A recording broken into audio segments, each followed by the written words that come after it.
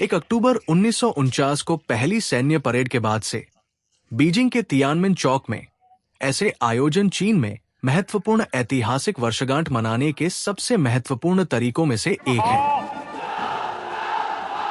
Tiananmen चौक में अब तक 15 सैन्य परेड हो चुकी है। बीजिंग आमतौर पर 1949 में पीपुल्स रिपब्लिक ऑफ चाइना की स्थापना के उपलक्ष्य में हर 5 साल में एक परेड आयोजित करता है। केंद्र सरकार इन परेडों का इस्तेमाल राष्ट्रीय पहचान और एकता को मजबूत करने और चीन को उसके पिछले अपमानों से उबरने और एक मजबूत राष्ट्र बनाने में सत्तारूढ़ कम्युनिस्ट पार्टी की भूमिका को स्थापित करने के लिए भी करती है।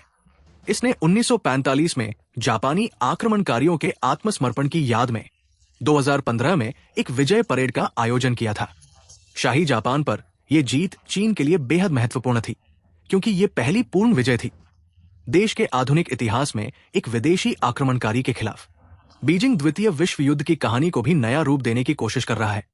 उदाहरण के लिए, युद्ध की शुरुआत 1937 में मार्को पोलो ब्रिज पर हुए युद्ध के बजाय 1931 में हुई मैगडेन घटना से करके जापानियों के खिलाफ चीनी जनता के युद्ध में 6 साल और जोड़ रहा है।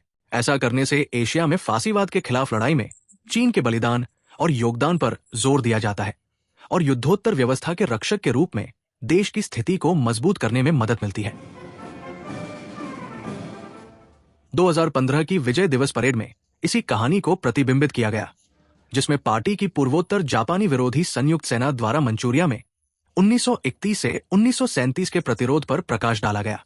एक दशक बाद चीन 3 सितंबर को अपना दूसरा विजय दिवस परेड आयोजित करेगा, और चूंकि पीपुल्स लिबरेशन आर्मी ने 3 दशकों से अधिक समय से कोई युद्ध नहीं लड़ा है, इसलिए इसकी सैन्य परेड पीएलए की शक्तियों और दृढ़ संकल्प का प्रदर्शन भी करती है।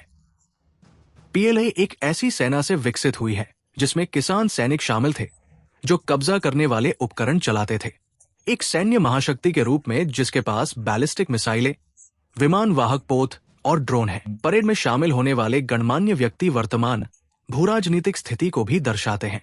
यूक्रेन में युद्ध और अमेरिका के साथ तनाव के बीच रूसी राष्ट्रपति व्लादिमीर पुतिन, भारतीय प्रधानमंत्री नरेंद्र मोदी और उत्तर कोरियाई नेता किम जोंग उन इस साल की परेड में शामिल होने वाले सबसे महत्वपूर्ण अंतर्राष्ट्रीय नेता है। चीन वैश्विक मंच पर अपनी सैन्य ताकत का प्रदर्शन जारी रखे हुए है।